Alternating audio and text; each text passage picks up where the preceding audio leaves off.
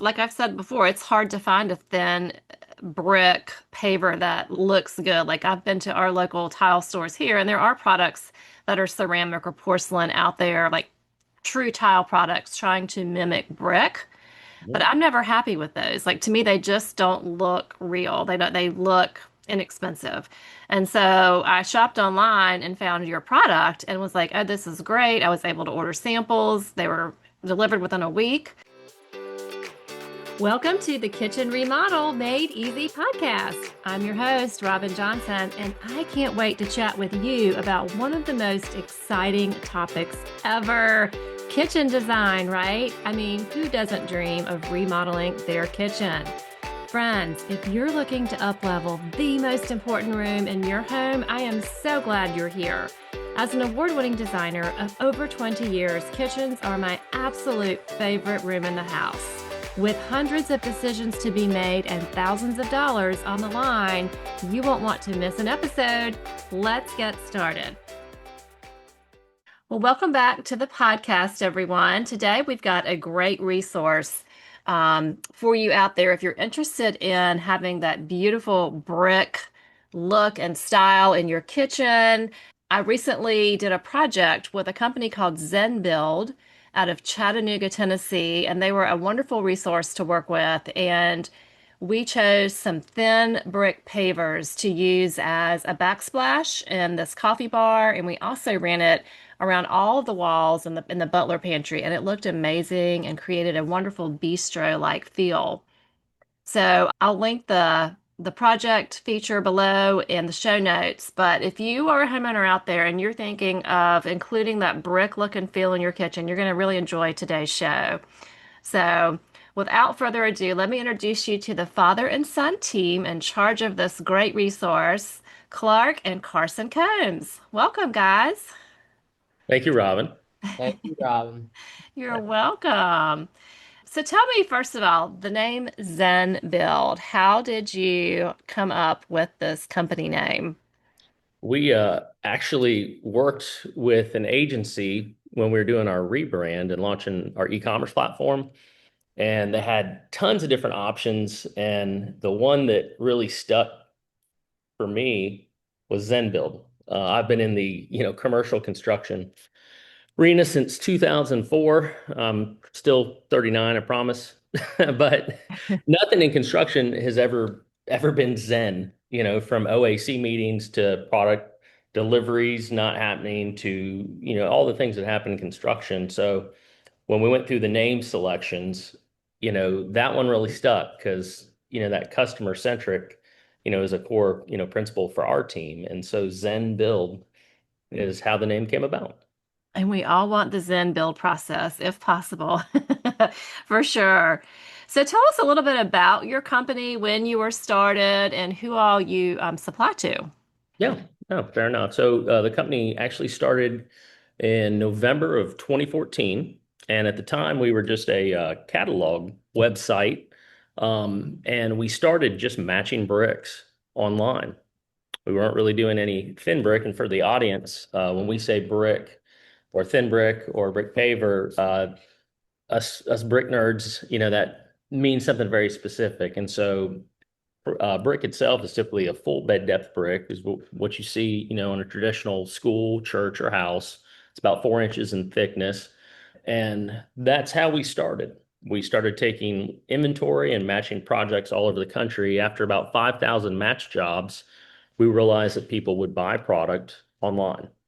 And so we went out and raised capital, built out what you guys see today, all the prettiness.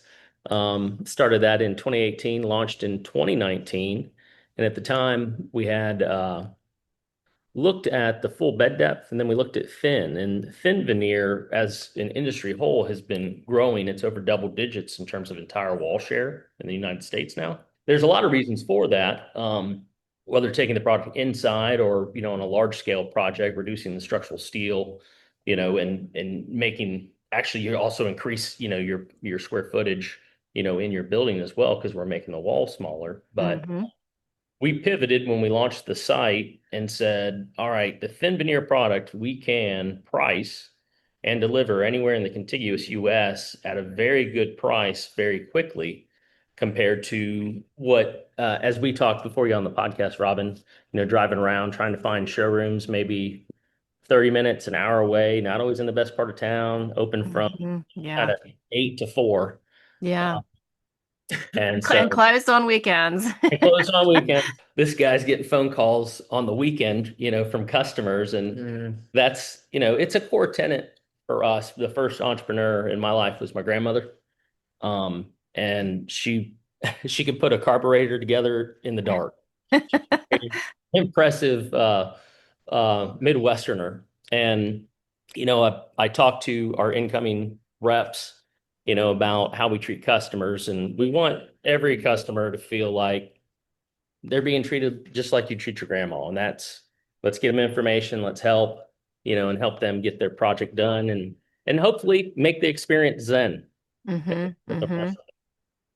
Well, it's true. So, for people listening, when you're trying to source brick for your project, especially thin brick, like personally, I've had to drive, I was telling these guys, to Charleston, like an hour and a half away from where we live, just to source pavers. And the biggest difference is between brick and thin pavers is obviously the thickness. And so, a true brick you're going to use for a structural application, mainly on the exterior of the home, although it can be used inside. But the paver is a great product and a great choice to use as more of a decorative finish to give you the look and feel. And so it works great in, I think, like a backsplash application, or it can even be used on flooring, and many fireplaces, many other places within the home. So I think some of the great benefits though also is that a paver is going to cost less because it's less material than an actual thick brick. And it costs a lot less to ship because it doesn't weigh nearly as much. And so you're definitely going to have a cost savings going with more of a decorative product.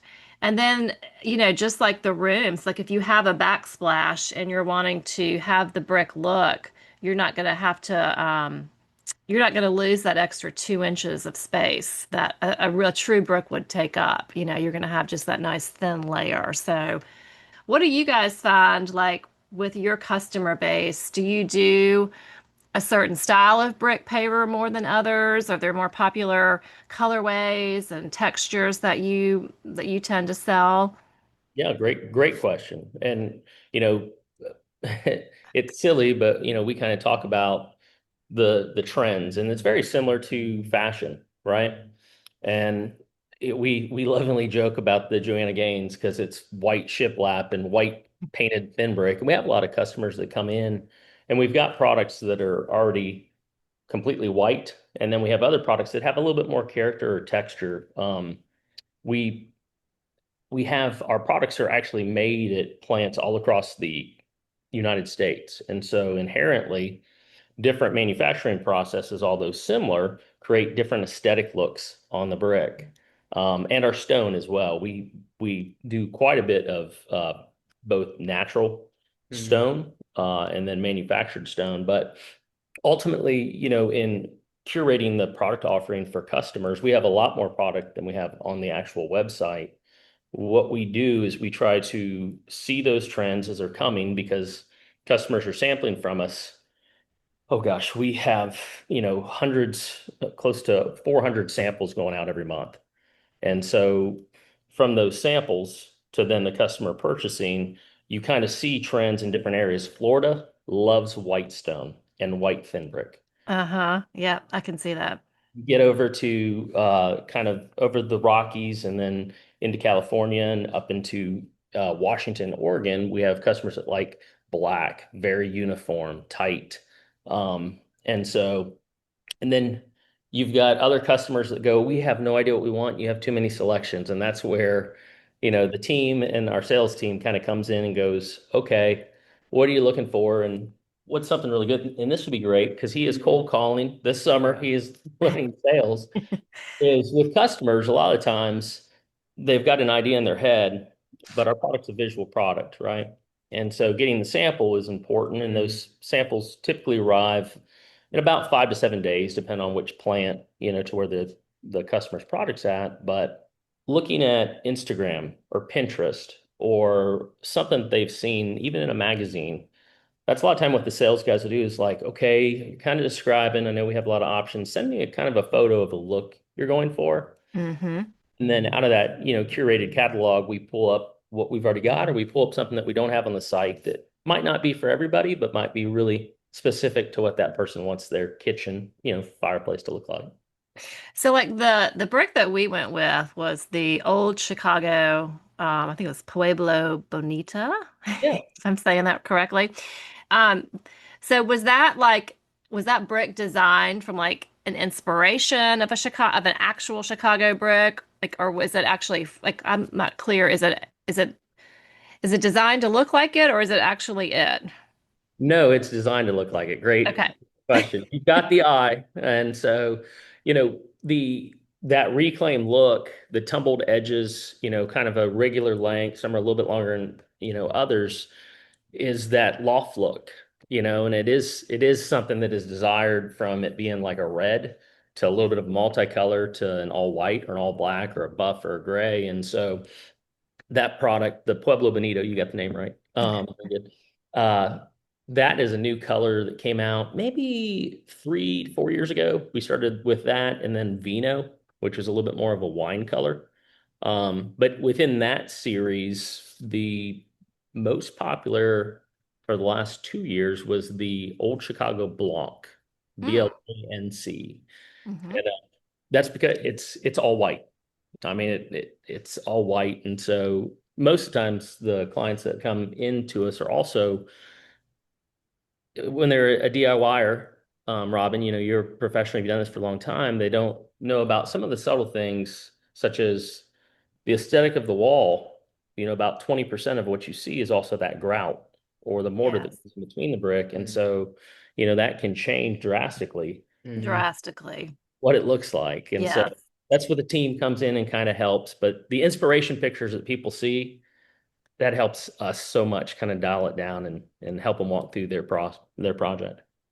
So let's talk a little bit about the mortar, because that is obviously it's what you use with brick compared to grout with tile, but they're very similar products, correct? I mean, That's correct. Yeah. The biggest difference, so we partnered with a company based out of Connecticut. It's been around for a little over 50 years called Laticrete.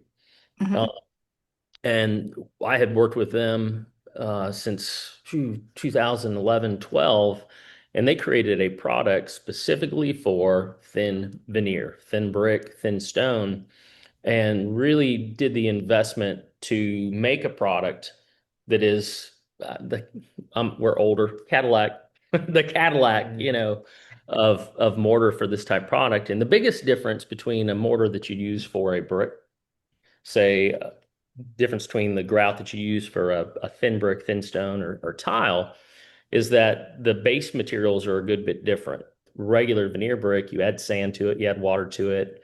It's got a different chemical component to it, and it's built for elevated weight. Uh-huh, that makes sense. What Laticrete did was they made several product lines there. It's called the masonry veneer installation system. And anybody that's doing several projects, or if you're doing something on the outside, check the product out. They have 6 warehouses across the US, which works out great for us because we have customers all over. And so their grout that goes into polymer. And what that means is you don't add anything to it other than water. And so for your DIYers, that's great. I've been on so many thousands of construction sites in 20 years. Outside your house, you got a pile of sand, you got your mixer, your wheelbarrow, with the polymer grouts from Laticrete.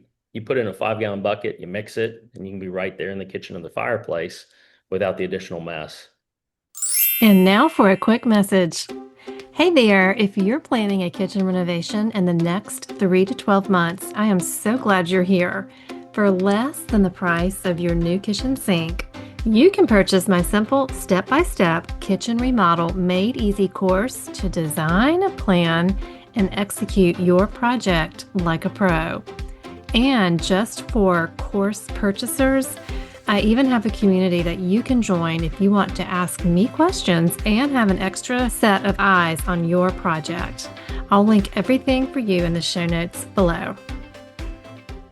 And then I think too, it's important when you're thinking about a grout to use, you got to think about the thickness because it can really affect, like if you have I would say an old school, like perfectly shaped brick that's rectangular with no irregular edges. And then you have like the thin, mortar lines. To me, that's kind of like, I don't know, blasé, been there, done that. Like it's not very exciting.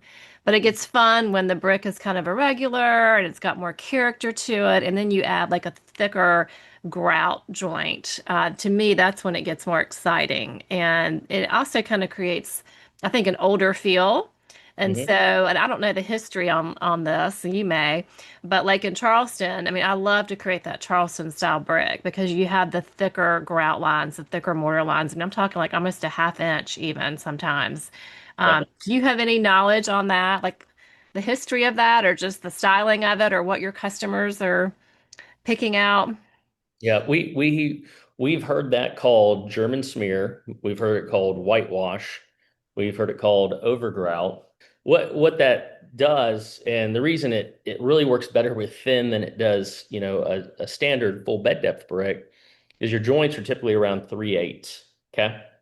With thin brick, or thin stone, it's up to your imagination. So if you want to have, a 5/8 an inch joint, I love it. I love it when they take a white grout in our ZenBuild's Instagram. We've been tagged by a lot of designers and clients that have done it, but they create those bigger joints, Robin, like you're talking about, and then they take just a wet sponge and wipe it over Mm-hmm. the piece. Yes. It's just it looks really cool. That's that German schmear process because you're like smearing it over all the bricks to kind of Well, create that. smear is such a weird word. I don't think I've ever used it outside of.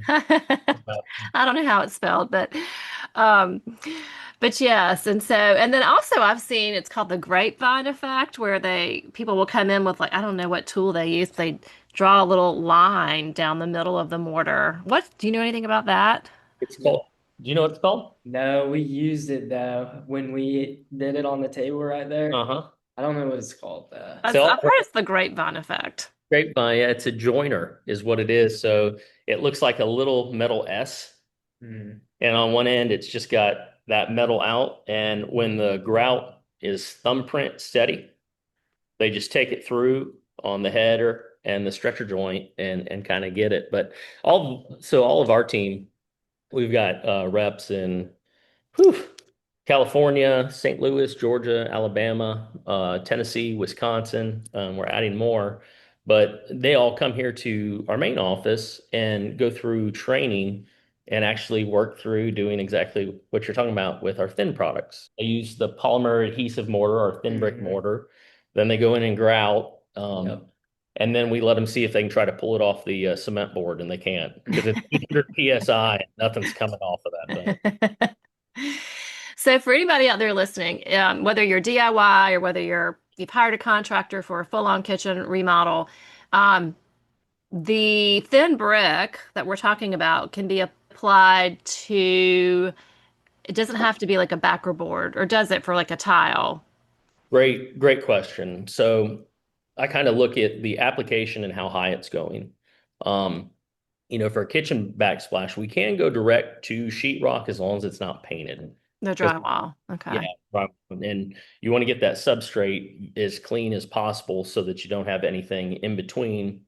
Because really, when we're hearing thin brick or thin stone, we have to adhere to something that's cementitious.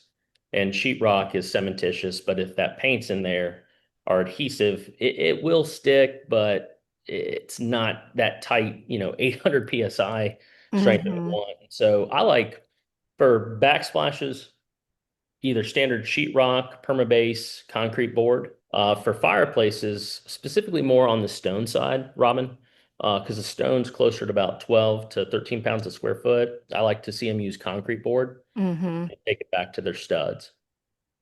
Yeah, that's interesting. As you're talking, I'm thinking I don't do a lot of stone in my projects because we are coastal. And so I think that's more of a, I don't know, mountainous almost look or more Western look. But I can see that you would definitely need to have a concrete backing for that because that would be heavy. So that makes sense. Interesting.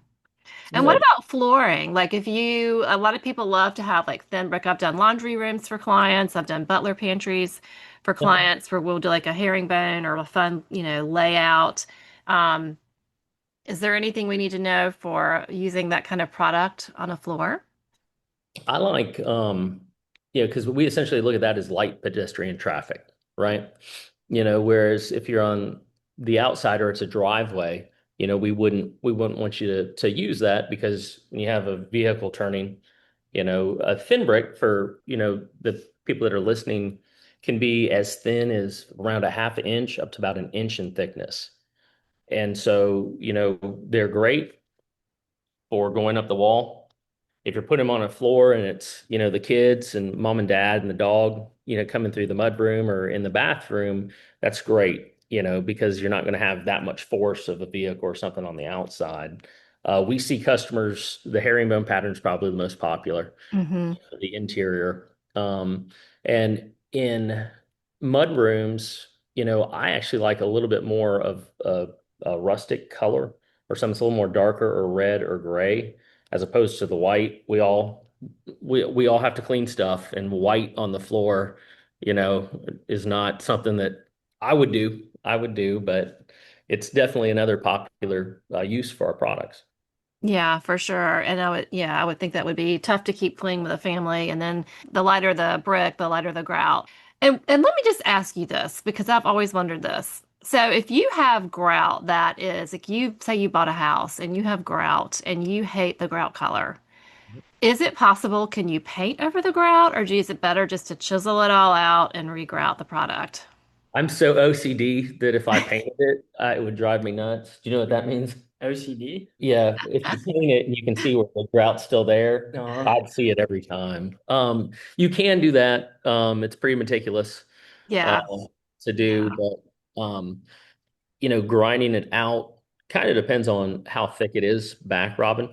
But you could do it with, like a diamond, a little Dremel, and kind of get in there and do it that way. A lot of times, what we'll see, we'll have customers that will just get our Old Chicago series or one of our Cherokee series. It's really tumble, and they'll paint it.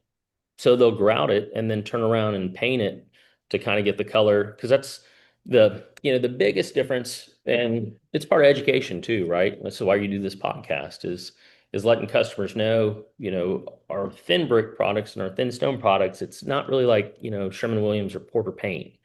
We don't have that specific Pantone color. They're natural materials, that are manufactured on the thin brick side and then come out. And we have different coatings and colors that we use in there. And our natural stone, I mean, it comes from the ground. It's made by God, it's been there forever. And so it's got some natural variations in it. But when customers are sampling or kind of looking at their project, we always recommend that they get a physical sample because Always. you know how important that is. Yes. Always. Yes. Um, and the advantage I would say, and you kind of brought it up before, is ZenBuild's 24/7. So when we get up in the morning, we have customers that have ordered samples or product from us.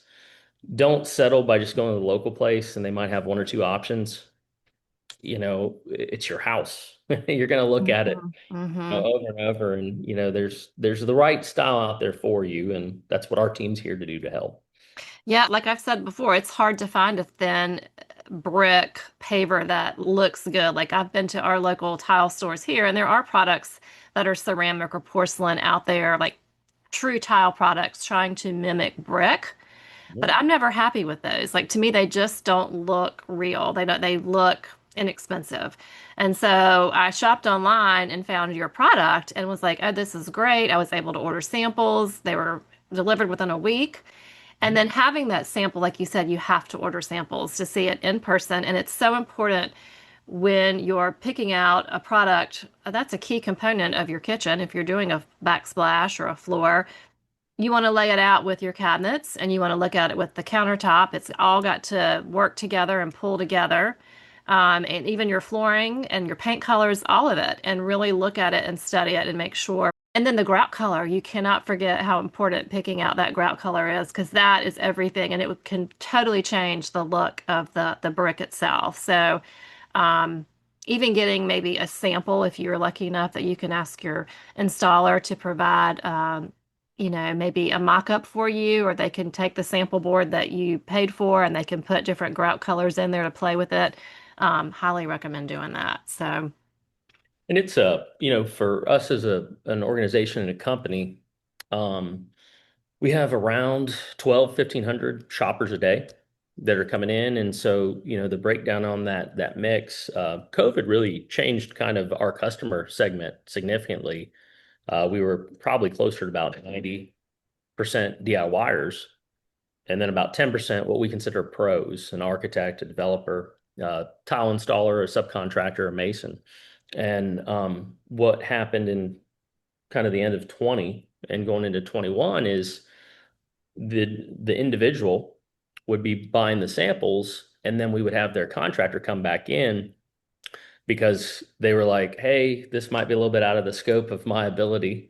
If it wasn't just a backsplash or a fireplace, it might have been a little bit larger. And so our customer segment shifted to where a lot of times the homeowners will come in off an Instagram or a Meta ad, or Google and order a sample, and then their contractor will come in and have the exact same experience. And that's great for us because, the lifetime value, of a pro is significantly higher, than maybe a person that might be one or two projects, in their house. right, a one-off project, right? Yeah, yeah. Well, you guys were definitely a great resource to work with, and I will definitely be posting some pictures on social media and sharing them. I'll do a blog post as well from this podcast, and can't wait to show everyone your product. And they definitely need to head to www.zenbuild.com to check out your product line. Again, they are located in Chattanooga, Tennessee. And do you have a local showroom in Tennessee for locals that live in that area? We do, and our lease is up in February, and we're out of space. Oh, So no. we're going to be doing a little bit larger of a showroom. But yeah, we do have a showroom here. In terms of our samples, we've got our top sellers here, Robin. But then with 17,000 different offerings, we can't keep everything at this location. And so we ship a lot direct from our plant, which is also, we've got great partners, and the partners that we are with are those that have had relationships for, over a decade with me and in my career when I started back in '04. And so Clark's getting to learn some of them. And it's awesome as a dad having him a second summer coming in here working with us and kind of learning about the business, and then seeing it's so cool, all the different types of customers and all over the country. Oh yeah. So exciting. You'll be running the business in like another 15 years or so. 20. In 20? But no, yeah, our customer service at zenbuild.com. We spent a lot of money with Google, so if you type in ZenBuild, we will pop up. Our Instagram has great photos, from our clients that have come in, and then our team is available Saturdays and Sundays, not 9 to 5. And so that's part of the reason as we're staging our reps, across the country for different time zones. And so we want customers to find the perfect product, for their project and at a great price and have it delivered on time. So, well, thank you. Thank you for your service, and thank you for your wonderful products. They're fun to work with. So thank you, Robin. Robin, enjoy the time today. Enjoyed it. ZenBuild. I love it. Take care. Yeah. Bye-bye. Bye-bye. Bye. And when I design islands, I'm not really just designing islands. I'm really designing for where life happens. I'm thinking about your kids doing.